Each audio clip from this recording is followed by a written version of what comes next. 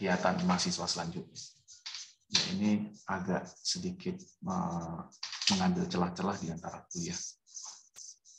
Oke, secara singkatnya ya. Jadi saya dalam 40 menit ke depan akan menjelaskan bagaimana cara mengerjakan ini sehingga mungkin saja ada dari kalian yang berubah pikiran gitu. Jadi saya mengharapkan Anda mengukur tingkat kesulitannya. Kalau ini mudah silakan bergabung, tapi kalau Anda merasa ini sulit, tetap masih bisa hijrah ke reguler, RPS reguler. Jadi masih belum telat. Dan saya memang sengaja untuk menjelaskan tutorial secepatnya lah. Jangan sampai menjelaskannya di minggu-minggu akhir, nanti malah mungkin saja Anda ada yang menyesal mengikuti RPS PJPL ini. Baik, ini sedikit saya ulang ya, sedikit saja mengenai istilah unit kompetensi. Oke, di sini ada ini judul unit, yaitu merancang desain produk. Kemudian ini elemen kompetensi, ada 3. Terus kriteria unjuk kerja, ada banyak. Ini istilah-istilah ini yang akan mungkin sering dipakai nanti kalau Anda ada pertanyaan, misalkan di sini Pak, KUK, ini disebut KUK ya. Pak, KUK nomor 2.3 itu maksudnya apa? Itu cara menggunakan istilah-istilah ini. Terus elemen kompetensi ini siapa saja yang melakukan gitu, misalkan. Oke, itu sedikit istilah mengulang yang sudah pernah saya sampaikan minggu lalu tentang istilah-istilah ini, unit, elemen kompetensi, kemudian kriteria untuk kerja. Di sini unitnya, terus di sini elemennya, kemudian dalam ketika kita klik yang elemen nomor 1 ini muncul KUK. Nah, di sini kita akan lebih intens bagaimana cara mengerjakannya. Nah, di sini sudah ada teman kita yang sudah attend, bagus, itu memang itu yang saya harapkan, tapi sayangnya kok cuma 1 orang ya. Itu maksudnya saya harapkan semua banyak attend meskipun nggak dikerjakan, supaya bisa melihat soalnya yang ditanya itu apa, yang diminta apa, yang dibuktikan apa, permintaan buktinya apa, nah, sehingga bisa mengukur tingkat kesulitannya dan memutuskan stay or leave. Baik, question pertama adalah KUK yang pertama, maksudnya begitu. Jadi semua KUK itu adalah bukti. Anda harus dapat membuktikan. Yang pertama ini, saya coba kesini dulu deh ya. Hasil riset pasar. Bagaimana cara membuktikan Anda mampu menerjemahkan hasil riset pasar? Bagaimana caranya? Ini sudah saya tulis. Nah, yang kemarin yang kemarin attempt itu hanya ini aja, hanya membaca ini saja. Waktu itu ini belum ada ya. Ini belum ada. Ini baru kemarin saya tambahkan dan moga-moga ini sudah final. Karena question number 1 ini pada waktu itu masih abu-abu ya, masih perlu dicarikan landasannya kenapa 1 sama 2 yang muncul. Pada waktu itu sebelum hari ini yang muncul hanya yang diminta hanya market size saja. Nah, sekarang nambah. Kalau mau ideal sebenarnya ada 3. Ideal menurut buku ya. Gitu. Jadi question number 1 ini Anda membuktikannya dengan cara menginsert. Menginsert itu saya kasih contoh. Nah ini adalah gambar insert sebenarnya.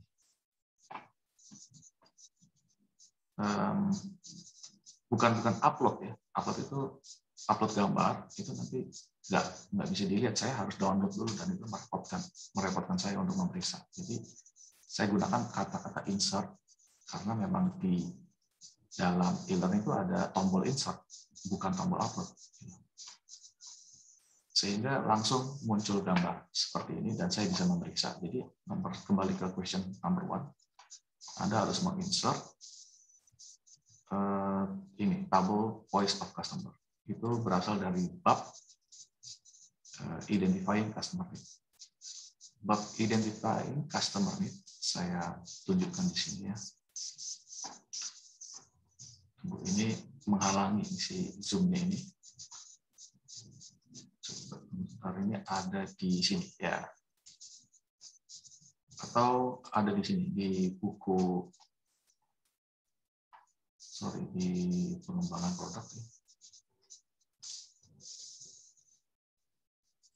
Oke, di sini e-book ya, kalau diklik nanti muncul seperti ini dan langsung saja ke halaman 10 ya. Oke, identifying customer need itu adanya di 73 ya, di bab 5. Kenapa enggak bab 3 dan 4? Singkat ceritanya hasil riset pasar. Kalau kita pakai opportunity identification, ya ada, tunggu sebentar ya.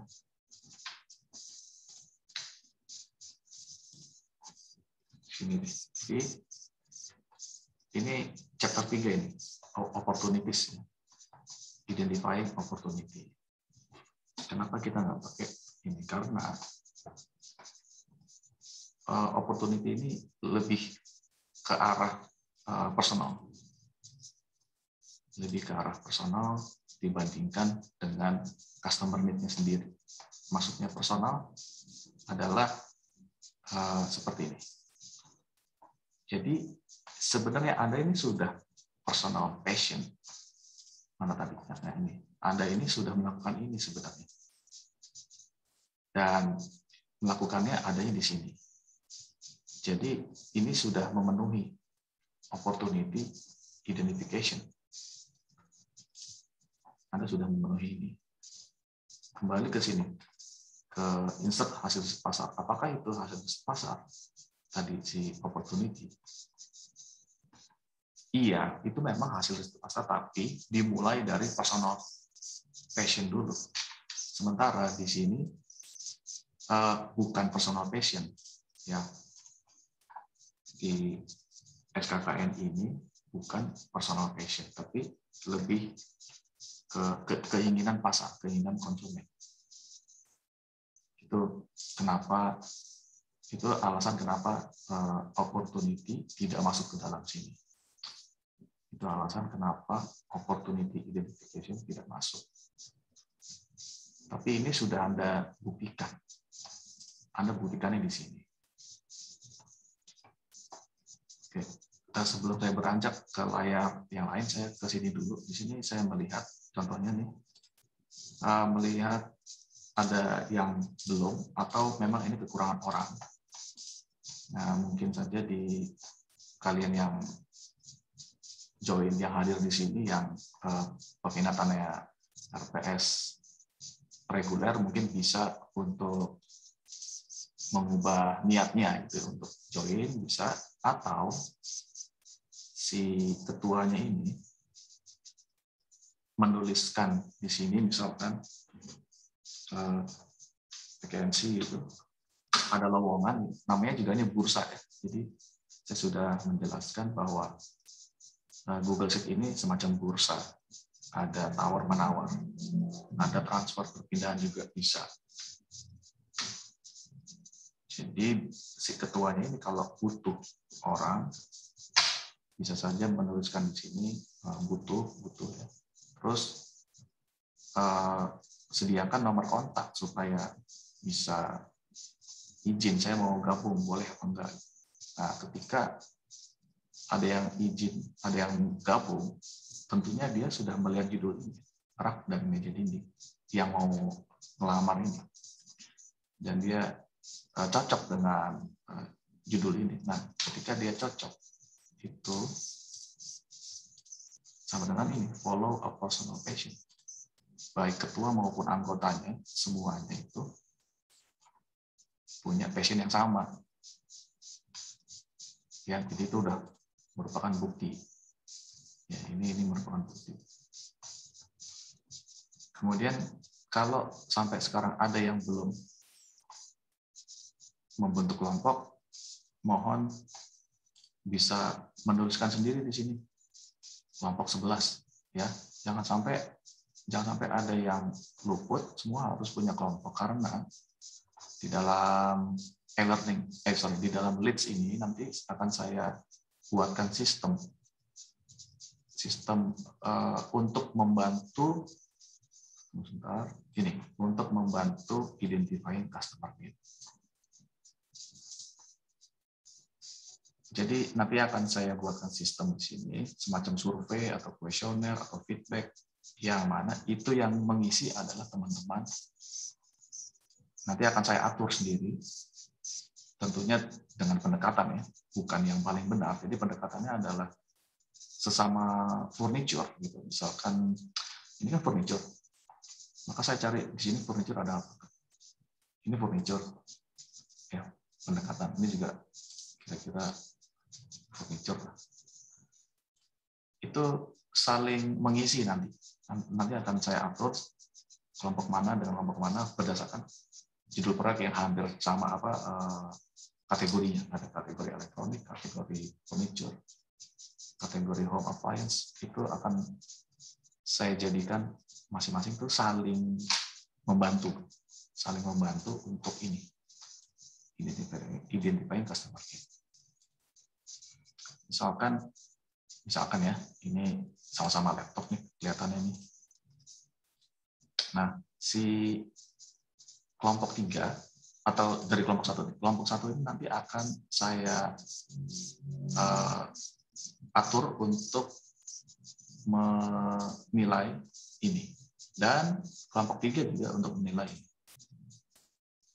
Ini lebih make sense daripada kalau ini kelompok 3 saya minta untuk menilai modern neon wall misalkan, karena ini hampir ya meskipun bisa, tapi kan ini lebih dekat ya sesama meja mungkin ya, atau di sini juga sesama meja gitu. Saya ambil yang terdekat aja make sense, meskipun mungkin semuanya make sense.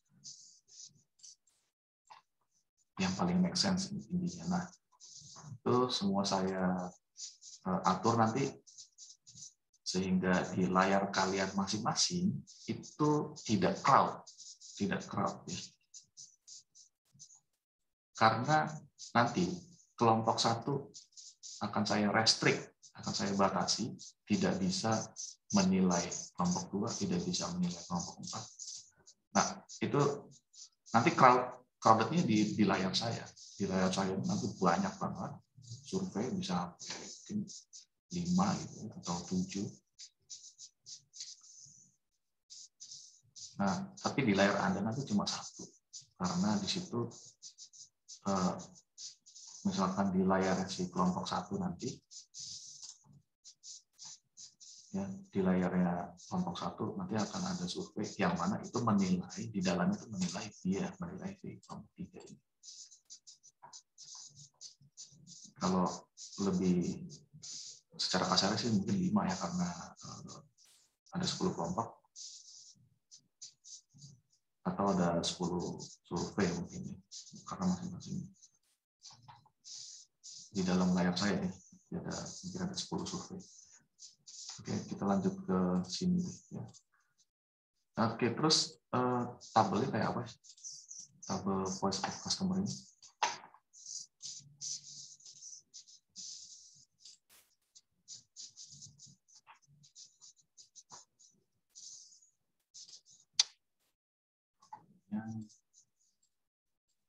Ya, tabelnya seperti ini sebenarnya sih, ada di halaman 85 nih. Karena ini sifatnya tugas, saya memberi informasinya itu tidak sedetail kuliah gitu. Ini sifatnya project. Jadi saya ambil yang poin-poinnya yang penting untuk dalam rangka untuk mengisi ini aja. Jadi buku setebal itu nggak benar-benar dilakukan sebenarnya. Kayak contohnya tadi seperti ini ya. Ini kan untuk mengenerate bagaimana sih caranya kita bisa mengenerate banyak opportunity, banyak peluang, banyak opportunity itu peluang atau kesempatan. Nah, terus menurut teori paling banyak tuh di internal generate yang paling gampang 46%. Dibanding kita nanya-nanya ke supplier. Terus di sini juga ini caranya untuk mengenerate opportunity. Kita lihat diri kita sendiri, kita bercermin kita butuh apa. Terus compile a backlist itu waktu itu ada celah-celah kelemahan-kelemahan. Kita daftar kelemahan apa aja produk-produk yang ada, terus kita full opportunity product capability dan seterusnya. Ini tidak kita lakukan semua, tapi cukup salah satu saja, pilih yang mana dan yang paling gampang itu yang ini yang pertama daripada ini. Gitu. Itu yang paling gampang daripada kita men-study customer. Dari customer ini dia lebih terencana banget loh, karena meja laptop ini untuk kalangan kuliah, maka market saya adalah kuliah, bukan anak SD, bukan anak SMP dan seterusnya. Gitu. Ini lebih terencana. Ini kan sulit. Ya, ini tidak apa? Ini bisa dalam bentuk lain. Ini bisa diwujudkan dalam bentuk lain. Apa itu dalam bentuk lainnya? Yaitu langsung ke VOC. Apa itu VOC? VOC yang saya maksud di sini adalah voice of customer. Jadi kita harus melihat, harus menggathering itu apa? Di sini ada tulisannya Anda harus menggali keinginan konsumen yang berpotensi bertentangan dengan regulasi. Ini nanti dulu ya. Ini nanti dulu. Nah, kita fokus ke sini dulu. Anda harus menggali keinginan konsumen. Menggali itu apa? Maksudnya menanyakan Anda tuh butuh apa. Tapi di sini ya, ini bab identifying customer ini caranya adalah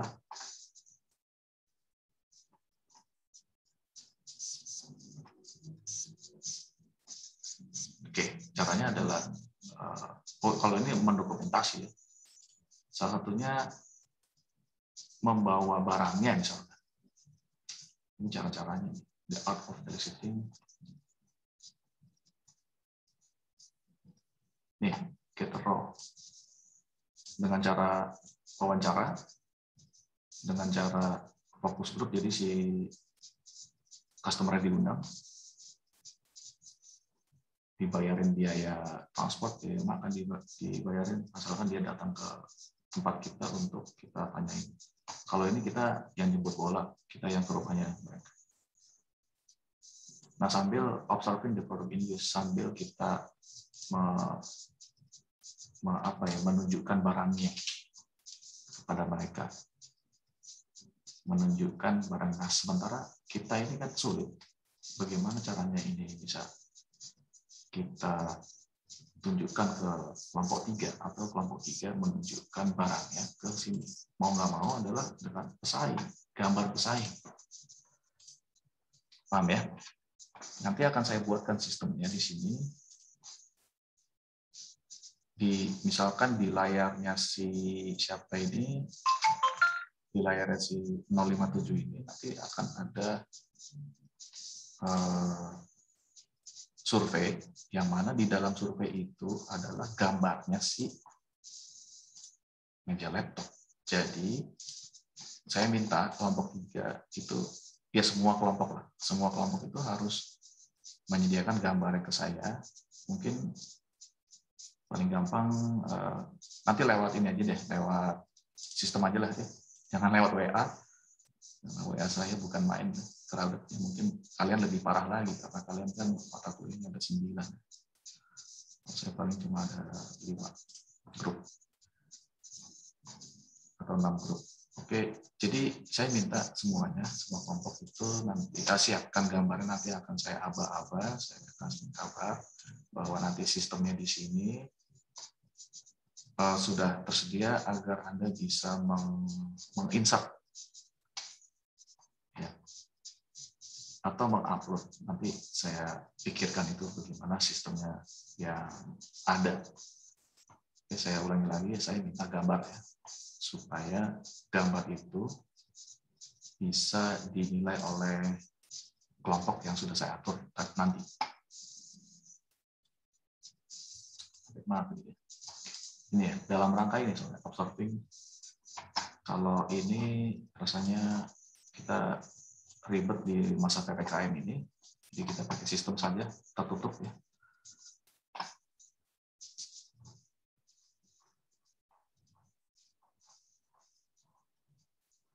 Ini banyak ya, banyak yang sebenarnya banyak yang mau saya jelaskan, tapi terlalu waktunya jadi nggak efektif karena saya ingin menjelaskan ini sebenarnya bagaimana cara mengerjakan. Saya minta bukti aja lah ya. Nanti bagaimana cara bikin bukti yang benar itu saya mengharapkan Anda turut aktif membaca bab demi bab itu. Di sini caranya memahami itu langsung sebenarnya langsung ke exhibit ya, di setiap buku langsung ke gambarnya aja itu lebih bisa membayangkan, bisa memetakan sebenarnya maunya buku ini apa. Dan di sini adalah hierarchical list, daftar hierarki dari primary dan secondary customer need. Nah, maksudnya ini ada primary customer need dan secondary, kebutuhan utama dan kebutuhan kedua, kebutuhan sekunder. Jadi di sini ada 49. Jadi ada 15 dan 49, semuanya ini dikumpulkan dan diorganize. Dikumpulkan dan diatur, diorganize, dikelompok-kelompokkan yang mirip. Dan katanya di sini ada, saya lupa ada di mana, saya cari dulu. Keywordnya adalah intuitive.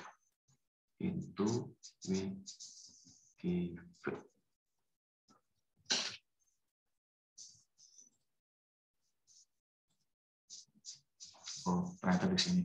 The procedure of organizing is intuitive. Mungkin Anda akan bertanya, ini gimana cara mengatur, mengelompok-kelompokkan? Caranya gimana? Nggak ada cara yang baku karena ya ini intuitif. Nah, tapi ada sedikit lah cara-cara yang best perform gitu ya. Ini sudah dikasih caranya tuh sampai 6. Intuitif itu terutama ini ya, misalkan dari 49 primary, ada tadi kan katanya 49 primary, terus gimana cara mengetahui bahwa kebutuhan itu ada yang mirip-mirip gitu? Paham nggak? Masa sih dalam satu barang itu ada 49 kebutuhan? Kan nggak mungkin. Pasti ini ada yang mirip, gitu maksudnya. Antara 49 ini ada yang mirip. Dan yang mirip-mirip itu dikelompokkan, diorganize satu, dan yang bold, nah ini 1, 2, 3, 4, 5, 6, 7, 8. Ini lahir dari intuitif, jadi mengira-ngira gitu. Kayaknya ini easy to use ini sama dengan easy to understand, easy to learn. Kalau easy to learn, maka easy to use. Itu intuitif, ya. Terserah, maksudnya terserah si kalian lah daripada saya gitu. Anda coba untuk mengelompokkan. Nah, inilah yang saya butuhkan.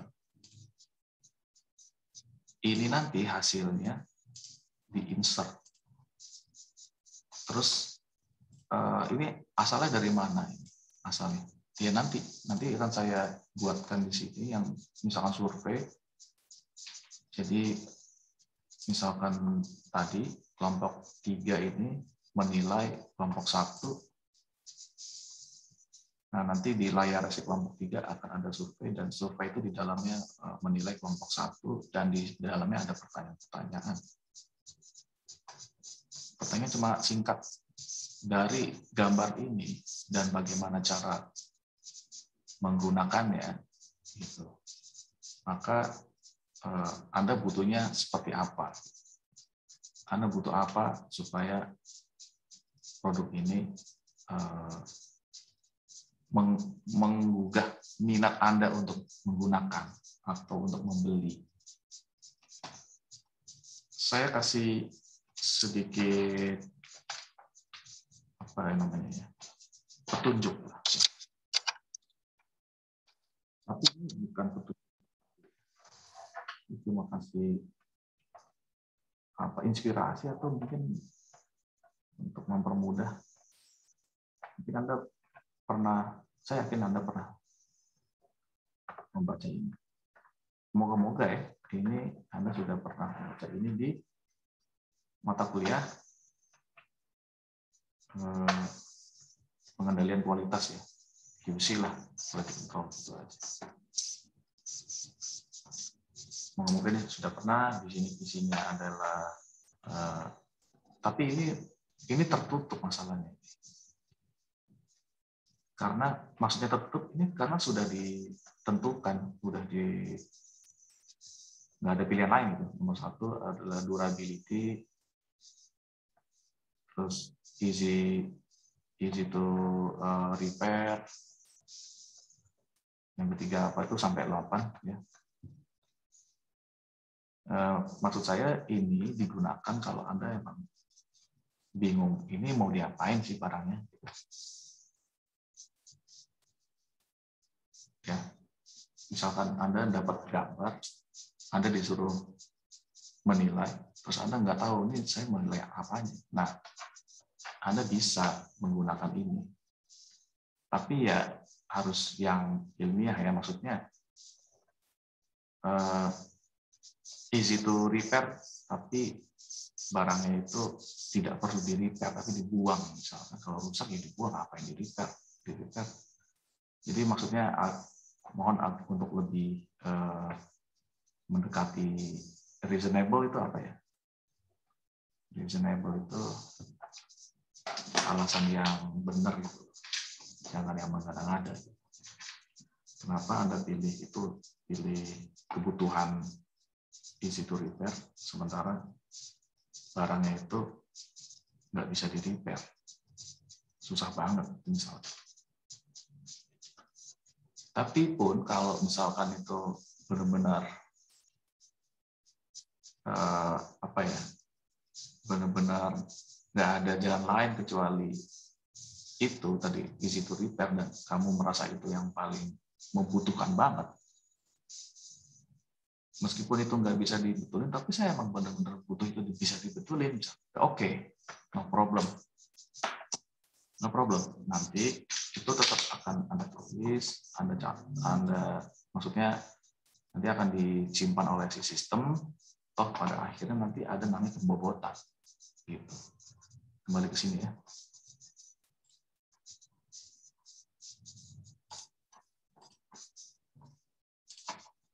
Nanti pembobotannya bukan di question 1 ya, tapi di bawah. Oke.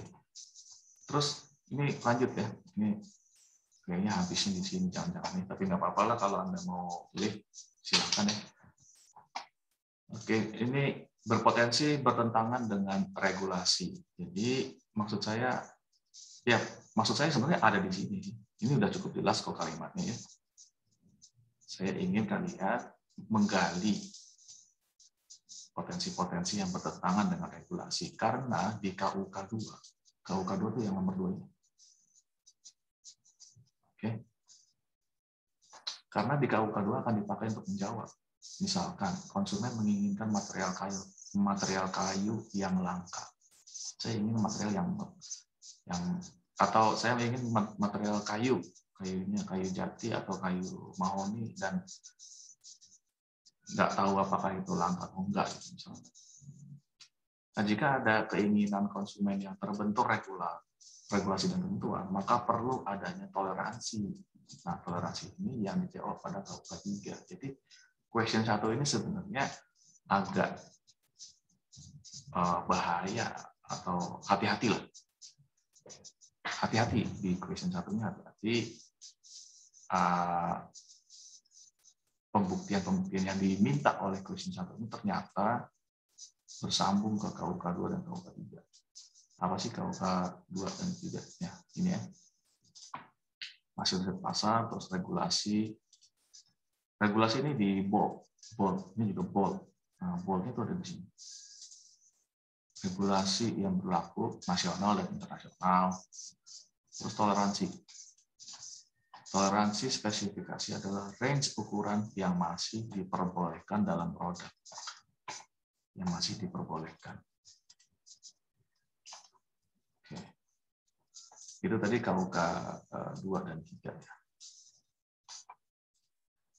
Penggalian informasi harus dapat dibuktikan, yaitu melalui tabel VOC. Ya, ini tadi. Tidak adanya keinginan konsumen terhadap kayu langka dibuktikan dengan nilai ranking terkecil pada VOC. Ini tidak dijawab dalam question 1. Ya, yang ini tidak dijawab pada question 1, tapi akan dijawab di, coba kita lihat KUK 2. Nah, dijawabnya di KUK 2. Ini harusnya saya rubah soalnya, maksudnya jawabnya di mana nih yang ini. Gini, saya jelaskan yang ini dulu deh.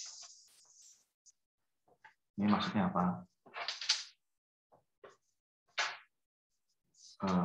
Ranking terkecilnya apa sih maksudnya? Jadi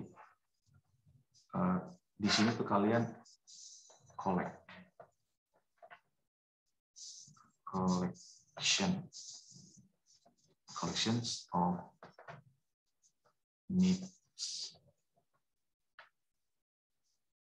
Collection aja deh. Jadi kebutuhan-kebutuhan. Jadi kebutuhan-kebutuhan itu dikumpulkan. Terus di organize itu tadi apa? Dikelompokkan. Setelah dikelompokkan di ranking. Di ranking itu kebutuhan yang pertama itu rankingnya berapa? Misalkan dari 1 sampai 5 bobotnya gitu. Bobotnya berapa? Nah, yang bobot yang paling kecil ini yang paling bawah atau yang paling bawah. Ini adalah tanda bahwa kebutuhan itu tidak diinginkan oleh konsumen. Paham nggak sampai sini? Jadi saya bersusah payah membuat sistem ini gimana caranya agar bukti itu datang. Bukti datang ya, bukti itu ada. Paham nggak nih?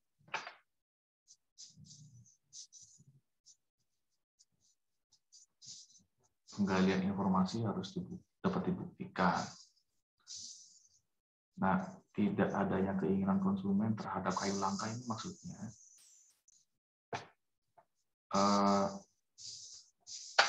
kan Anda diminta menggali yang bertentangan. Tetapi tidak ada, kok keinginan tuh nggak ada yang bertentangan. Keinginan tuh kok tidak ada yang bertentangan. Tidak ada. Nah, untuk membuktikan ini yang saya bilang bersusah payah. Saya gimana cara yang membuktikan bahwa konsumen itu tidak ada keinginan? Yaitu dengan cara ini. Ranking yang paling rendah itu adalah membuktikan tidak adanya keinginan konsumen terhadap kayu langka. Anda di sini, Anda harus menggali keinginan konsumen itu, Anda kayak memancing. stimulate, memancing, ya, memancing customer untuk melakukan hal-hal yang terlarang. Itu kalimat kasarnya gitu, melakukan hal-hal yang terlarang yang bertentangan dengan regulasi dan ketentuan, ya, kayak misalkan menggunakan bahan-bahan berbahaya atau bahan-bahan langka atau bahan-bahan yang dilarang masuk ke Indonesia misalkan. Itu regulasi barang impor misalkan nggak boleh masuk gitu. Nah, ketika Anda memancing, oke, saya butuh itu, oke, ada ternyata satu yang butuh, oke, itu kan dikumpulin saja dulu, dikumpulin. Setelah itu dilempar lagi ke konsumen atau ke internal. Tapi kalau internal jeruk makan jeruk, jadi lebih baik balikin lagi ke konsumen. Terus disuruh menilai keinginan yang nomor 1, berapa bobotnya antara 1 sampai 5. Nah, nanti yang paling bawah ini yang bukti. Di ranking terakhir berarti kan dia tidak diinginkan artinya.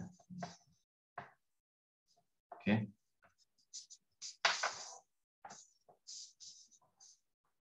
Ya.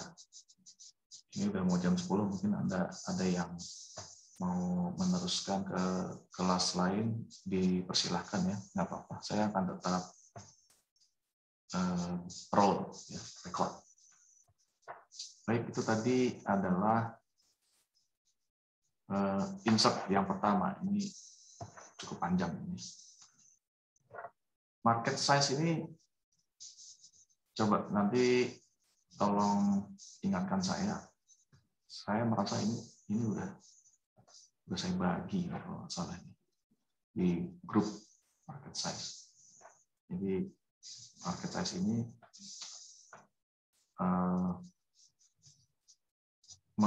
menghitung ukuran pasar dengan cara melihat marketplace. Melihat marketplace, contohnya Shopee ya. Kebetulan Shopee ini tulisannya gimana sih? Atau P-nya 2 ya, saya lupa. Shopee ini agak bagus dibandingin Tokopedia dalam hal informasi. Di situ di Shopee itu ada informasi per bulan atau unit per bulan. Loh, kok enak gitu. Pada saat periode pertama atau angkatan pertama yang menggunakan SKKN ini, yang menggunakan PPKN ini, kita udah angkatan ketiga loh. Angkatan pertama ini masih menggunakan Tokopedia 1 dan 2, masih menggunakan Tokopedia, juga termasuk PowerPoint saya. PPTX saya itu juga masih pakai Tokopedia, yang mana ada sedikit hitung-hitungan ini. Kalau menggunakan Tokopedia. Nah, oleh karena itu saya menganjurkan untuk bisa menggunakan Shopee atau Tokopedia. Ya. Atau dua-duanya boleh. Karena bisa jadi misalkan toko ABC itu dia punya marketplace di Tokopedia, juga punya marketplace di Shopee. Tentunya ini bukan duplikasi, karena produk yang dipesan di sini sudah dicatat. Ini dicatatnya terpisah. Ya. Tapi saya nggak tahu ya. Saya pernah memesan barang di Tokopedia, tapi ketika barangnya nyampe di rumah saya, itu capnya cap Shopee. Nah, pertanyaan saya, pencatatannya gimana? barang terjual itu dicatat di Tokopedia atau di Shopee barang terjualnya. Nah, ini memang ada duplikat ya, ada duplikasi. Tapi saya asumsikan deh ya, daripada ribet, saya asumsikan tidak duplikat. Kalau duplikat tuh berarti kan di sini berhasil menjual satu, padahal alamatnya sama. Dan ngirim ke alamat itu ya cuma satu. Berarti ada duplikasi data di sini. Tapi no problem lah, ya. Saya asumsikan tidak duplikat.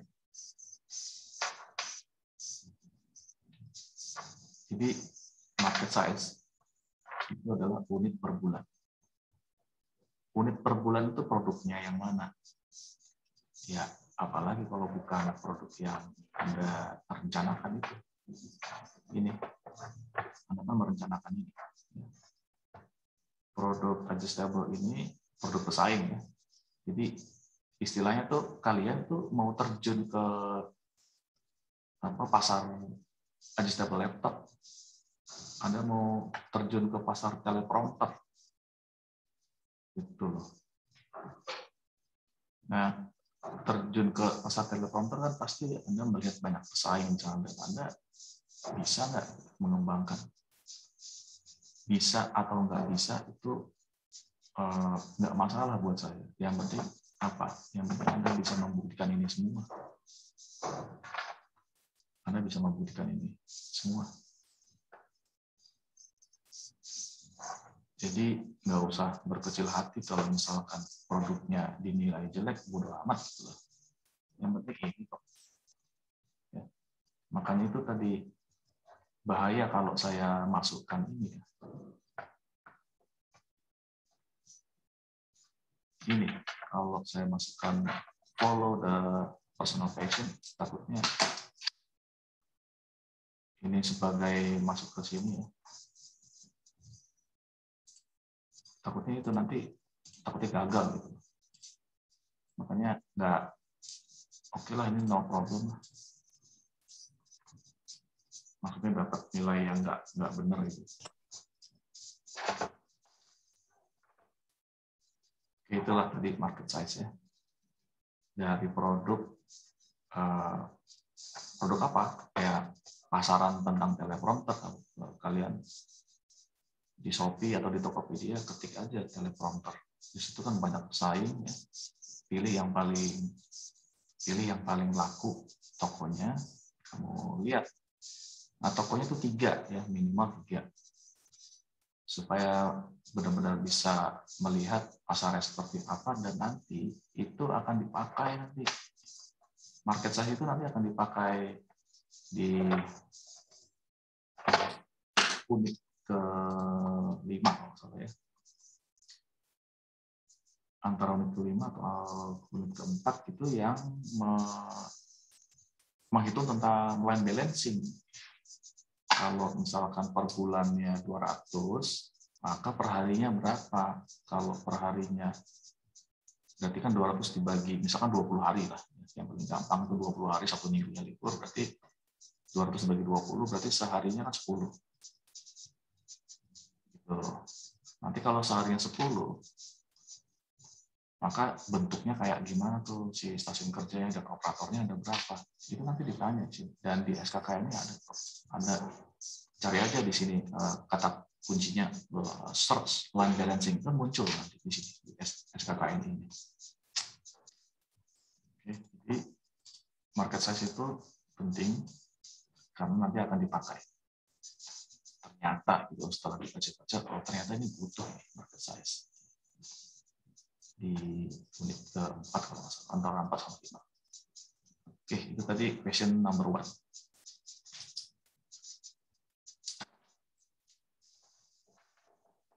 Oke, silakan kalau ada yang mau lihat.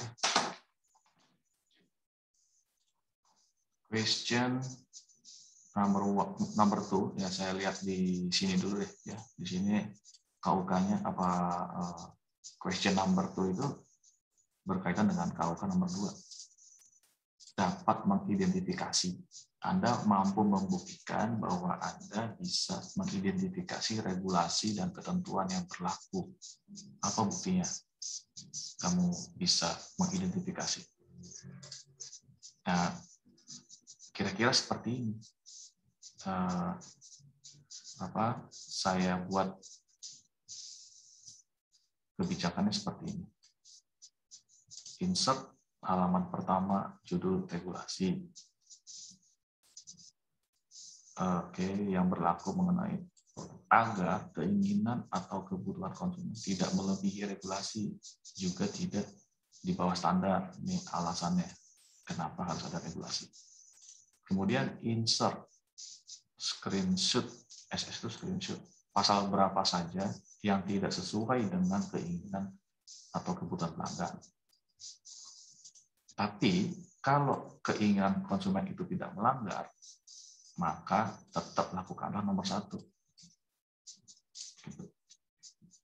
Kalau tidak ada yang melanggar, tahu dari mana kalau ini tidak melanggar? Tahu dari mana? Itulah tadi saya katakan yang ini. Tidak ada keinginan konsumen yang melanggar tuh. Ya tahu dari mana? Ya tahu dari ini ranking kecil. Misalkan ada satu orang yang menginginkan ini, tapi tetap akan saya anggap nggak ada karena dia rankingnya terkecil. Oke. Jadi ini pengalaman angkatan 1 dan angkatan 2 pada waktu itu. Kan saya minta judul regulasinya apa, terus pasal yang melanggar keinginan, melanggar regulasi. Terus dia jawabnya apa? Tidak ada. Udah gitu doang gitu. Loh. Jadi ada miskomunikasi antara saya PPPF pada waktu itu. Sebenarnya bukan miskomunikasi. Saya sudah bilang ini tentang bukti. Cuma saya mungkin kurang menegaskan. Saya kurang menegaskan tentang seberapa jauh bukti itu digali. Bukti itu digali maupun disajikan. Itu loh. Ini yang mungkin luput. Tapi kalau ini enggak, semua peserta saya pada waktu itu sudah sadar betul ini adalah ujian tentang pembuktian. Tetapi mereka tidak berpikir ke sini sejauh apa. Jadi sehingga yang ngomongnya tidak ada. Insert halaman judul tidak ada. Kok gampang banget tuh. Apa buktinya ini nggak ada? Gitu. Nah, ya saya berpikir keras tuh, supaya Anda terbukti, gitu, supaya Anda terbukti mampu apa? Identifikasi. Supaya Anda terbukti mampu mengidentifikasi, maka Anda harus ini yang nomor 4. Jika regulasi belum ada, tetap Anda harus insert judul regulasi, tapi regulasi yang mendekati, ya, regulasi yang mendekati. Lakukan nomor 1, tapi regulasi yang mendekati. Lalu tuliskan ini, pendekatan regulasi. Di atas insert. Anda menginsertnya di sini, tapi tuliskan dulu, ya, ditulis dulu, nanti malah error. Ya. Mendingan ditulis dulu pendekatan regulasi.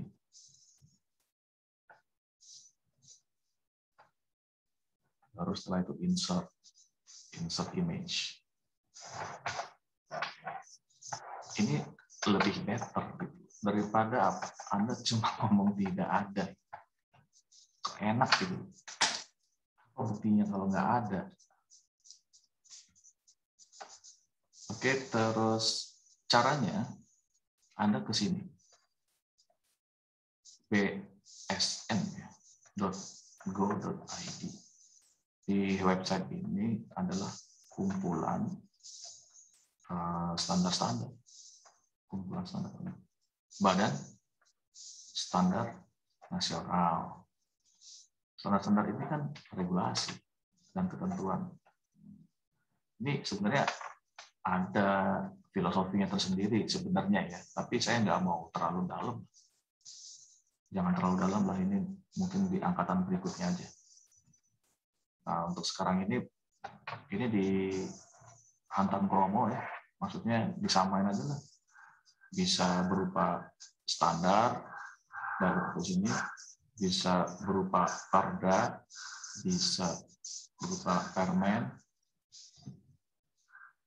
peraturan pemerintah ya, termasuk ini si SKKNI ini apa? Keputusan menteri. Ya. Bisa berupa keputusan menteri. Jadi apapun itu yang penting nasional. Jangan keputusan RT RW ya. Jadi paling rendah itu keputusan gubernur itu paling rendah. Jangan keputusan RT RW. Terus di mana mencari keputusan itu? Ya, di mana lagi kalau bukan di... Nggak ada cara lain. Ini yang induknya. Nanti Google akan memberikan BSN, atau yang internasional ada ISO, dan seterusnya. Terus di bawah contohnya, contoh di bawah itu pun juga saya dapatnya juga dari Google kok, tentang penerangan jalan PJU, penerangan jalan umum. Oke, yang question number 2 sudah selesai. Sekarang yang ketiga, Anda harus bisa membuktikan bahwa Anda bisa mengidentifikasi. Identifikasi itu apa sih dari tadi? Ini kan bahasa Inggris, identification, yaitu bahasa Indonesianya adalah mengenali, identified, dikenali, identifying, mengenali. Ini maksudnya secara contohnya aja langsung sudah saya kasih contohnya di sini ya. Contoh standar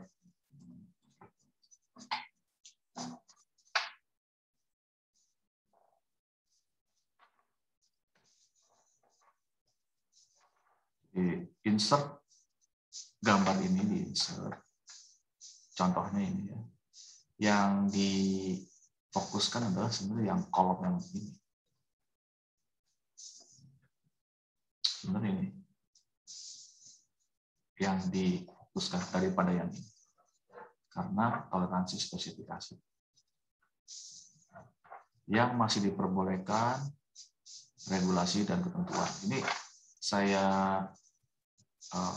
modifikasi. Jadi kalimatnya sebenarnya bukan itu ya. Kalau kalimat aslinya tuh toleransi spesifikasi menurut yang di bawah ya, di sini adalah ini si yang masih diperlukan dalam produk. Toleransi yang masih diperbolehkan dalam produk. Maksudnya apa ini? Ya, kalau bingung,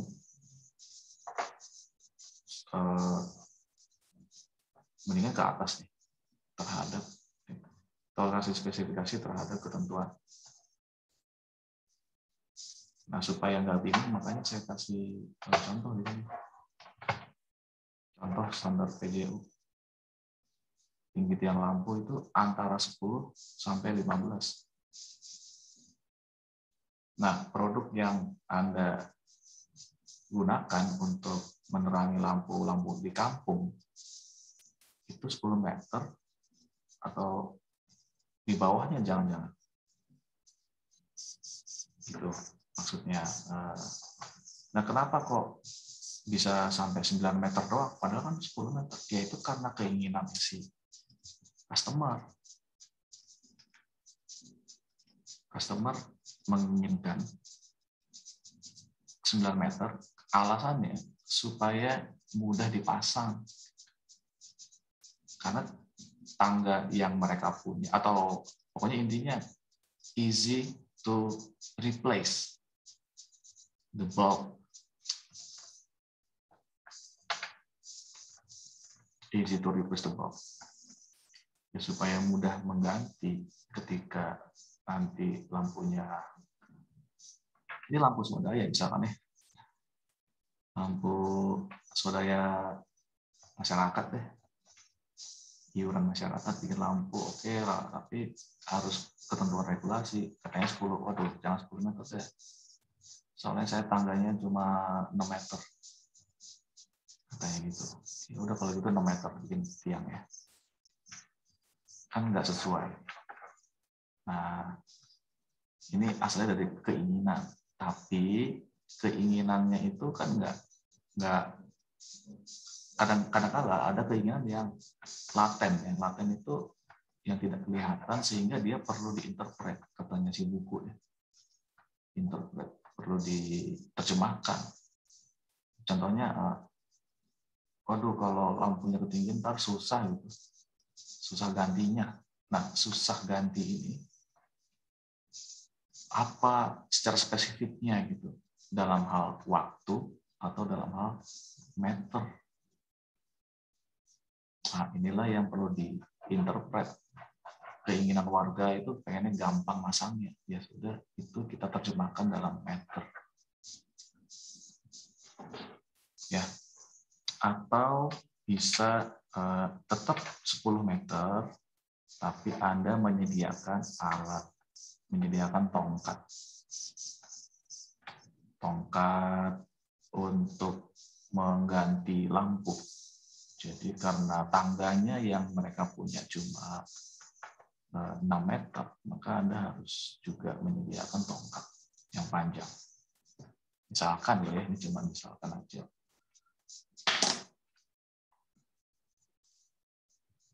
Kembali ke sini ya. Jadi kita tidak memaksa untuk merubah keinginan. Yang penting Anda insert aja deh.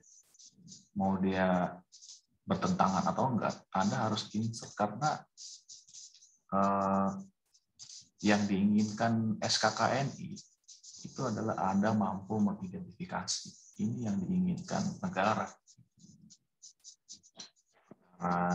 Bertentangan, no problem. Karena di sini nggak ada disuruh ganti tuh, ganti. Nah, gantinya adanya di sini. Kalau mau ganti ya, desain produk dibuat sesuai dengan spesifikasi yang itu sebentar.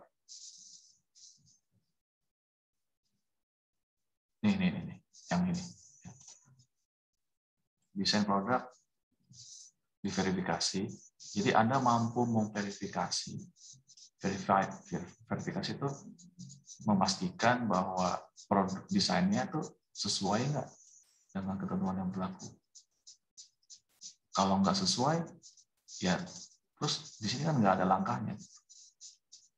Di sini tidak ada langkah kalau nggak sesuai gimana.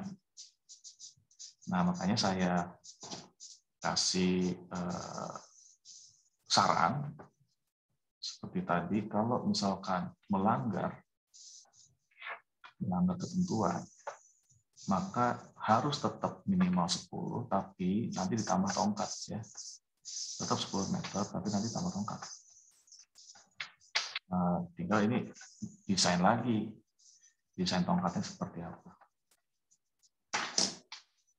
Tapi kalau barangnya kayak, saya nggak tahu juga ya ini ya, kalau barangnya seperti ini apakah ada standarnya atau tidak. Nah, itu kalianlah yang membuktikan ada apa enggak. Ya, kalau lampu ada ya standar penerangan lampu pabrik itu ada. Itu yang mengeluarkan Kementerian Tenaga Kerja. Ya sama sih, si SKK ini juga Kementerian Tenaga Kerja, bahwa untuk melindungi tenaga kerja yang bekerja di tempat gelap dan produknya itu kecil banget, maka pabrik harus menyediakan penerangan yang terangnya itu sekian lux. Itu ada peraturannya mengenai lampu ya.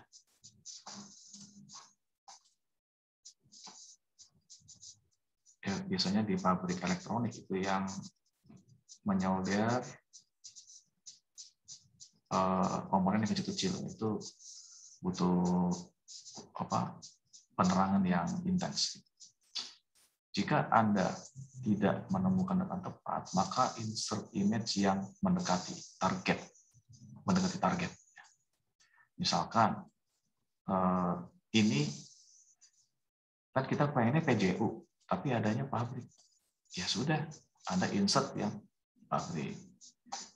Atau Anda insert menggunakan standar luar negeri. Yang penting Anda membuktikan Anda berusaha. Mampu membuktikan Anda berusaha. Jangan cuma kayak tadi, tidak ada. Lagi-lagi tidak ada.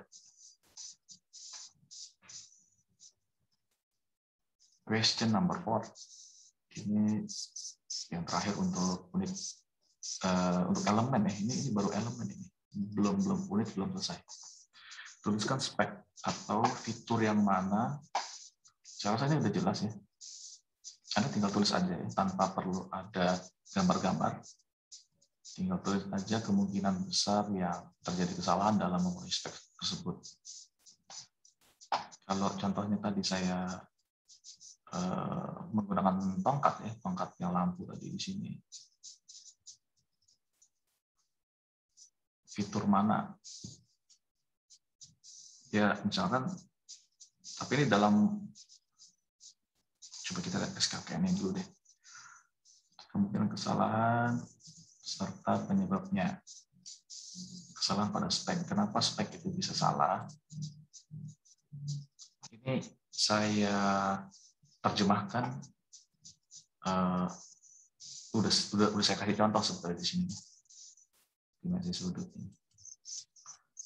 Ini kesalahan pada saat produksi.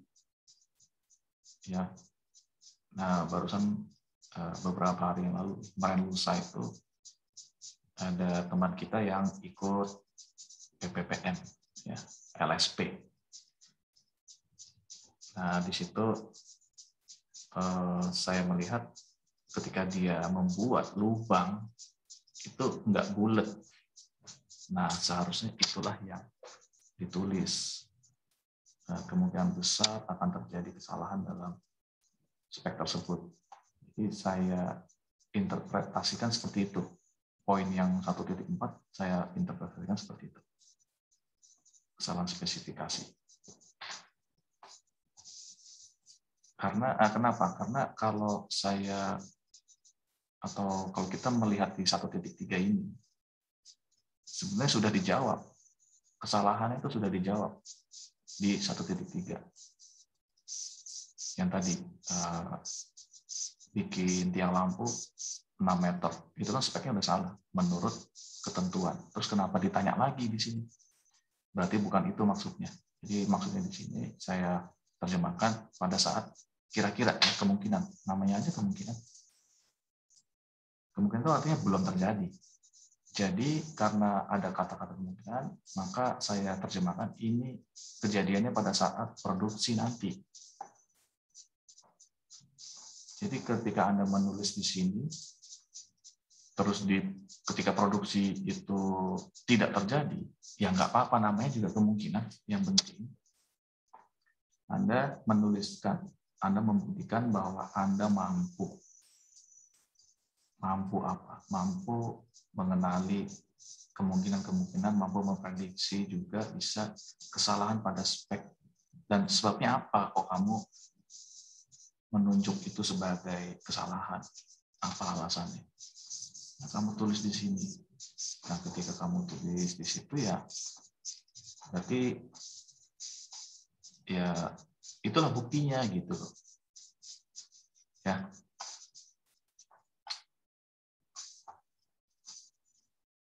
Oke, itu adalah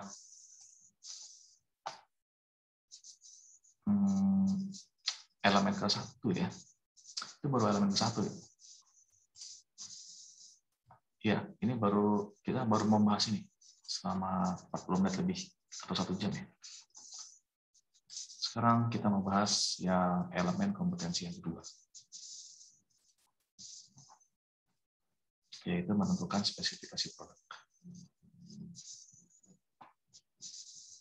Ya, ini penting juga, perlu dijelaskan ya, karena kalimatnya nggak terlalu jelas. Saya attempt quiz now, kita lihat soalnya seperti apa. Sebenarnya sih, ya ini sudah saya modifikasi baru kemarin ya. Karena melihat peserta yang kebingungan di sini, peserta LSP. Insert screenshot AHP Excel tentang kriteria dan pembobotan. Misalkan kriteria ini bla bla bla bla bla, maupun dapat menggunakan 8 dimensi Darwin yang lain. Ambillah 4 kriteria terbaik dari minimal 6 kriteria yang sebagian diambil dari identifying customer need. Yang menilai kriteria dan bobot adalah 2 kelompok lain.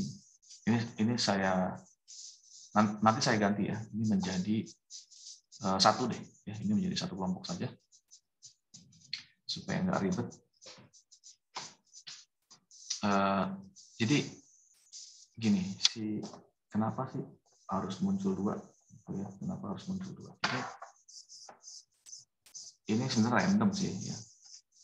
Random apa OGHT? Apa tuh OGHT random? Ide yang acak. Pikiran-pikiran acak. Nah, kenapa 2? Ya sembarang aja. Nah, setelah dipikirkan kembali, ini tidak terlalu make sense. Jadi bisa jadi ini 3, bisa jadi 4 kelompok, atau ya 2 kelompok. Atau 1 kelompok. Ya. Yang menilai kriteria adalah 1 kelompok lain atau cuma 1 kelompok. Kenapa kok bisa berbeda-beda, bisa 1, 2, 3, atau bahkan 4, tergantung dari similarity. Tadi kan saya sudah jelaskan di sini. Mirip nggak? Kalau miripnya 4, misalkan 1, 2, 3 ini mirip deh. Berarti ya 4 kelompok ini saling menilai. Berarti ini yang gimana caranya ya? Jadi kelompok 1, 2, 3 menilai 4. Terus kelompok 2, 3, 4 menilai 1. Kelompok 3, 2, 1 menilai 2 gitu. Jadi 1 versus 1 vs 3 kelompok. Kelompok menilai si produknya dia. Kenapa kok 3? Karena tadi similarity ini ada kemiripan. Dibandingin kalau harus 2 kelompok, padahal yang similar ada 3. Terus yang nanti jangan-jangan yang kelompok, misalkan si meja laptop ini dia malah menilai teleprompter atau menilai modern. Ini kan agak sulit ini. Lebih sulit ini ya. Meja ibaratnya pemuja produk-produk meja disuruh menilai teleprompter, atau teleprompter disuruh menilai meja laptop. Itu tidak similar. Oke, yang menilai kriteria dan bobot adalah nanti akan saya atur lah ini ya. Bisa 2, bisa, atau bahkan cuma 1 doang juga bisa. Yang berperan sebagai konsumen. Diharapkan akan timbul diskusi serius mengenai kriteria dan pemungutan yang tidak konsisten atau nilai. Jadi sebenarnya ini maunya apa? Pertama adalah bukti. Buktinya, question 1 tuh minta bukti insert ini itu. Nah, sheet summary ini yang ada di API Excel itu berasal dari penilai mana tadi? Ini berasal dari penilaian si kelompok-kelompok lain. Nah, diharapkan ini kalimat ini kenapa muncul? Karena ini sebenarnya secara langsung ini diharapkan ini sebenarnya. Prodi mengharapkan kalian itu berdebat di dalam ini. Ya. Tapi secara tidak langsung itu disajikan di dalam ini. Kalau secara langsungnya kamu datang ke sini dan saya menyimak perdebatan kalian. Nah, secara tidak langsung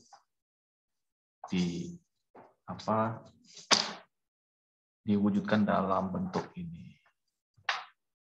Nanti ada coba setelah ini mungkin kalau Anda ada waktu Anda download HP Excel-nya tadi ya. Terus di zip ya, itu juga ada petunjuknya. Gampang kok. Anda pernah belum ya AHP ya?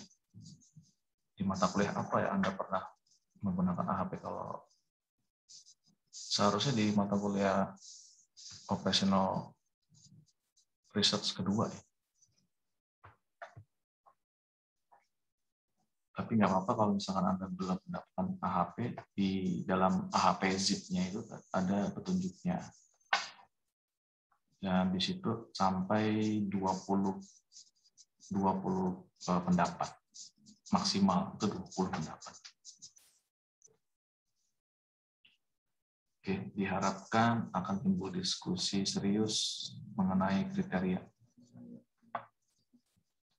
Jadi nanti ketika Anda mengisi AHP Excel akan ketahuan ada yang nggak konsisten sehingga si kelompok yang dinilai itu meminta kepada kelompok yang penilai secara spesifik itu bisa ketahuan siapa namanya yang tidak konsisten ya, untuk merubah nilainya. Gimana caranya supaya konsisten. Oke. Terus sekarang apa sih yang dinilai? Yaitu adalah kriteria dan pemungutan. Tentang kriteria. Kriterianya ini tadi sudah dijelaskan di sini di identifying customer need. Tapi tidak perlu banyak-banyak ya. Cukup 4 kriteria saja dari minimal 6 kriteria. Di nomor 1 itu minimal harusnya bikin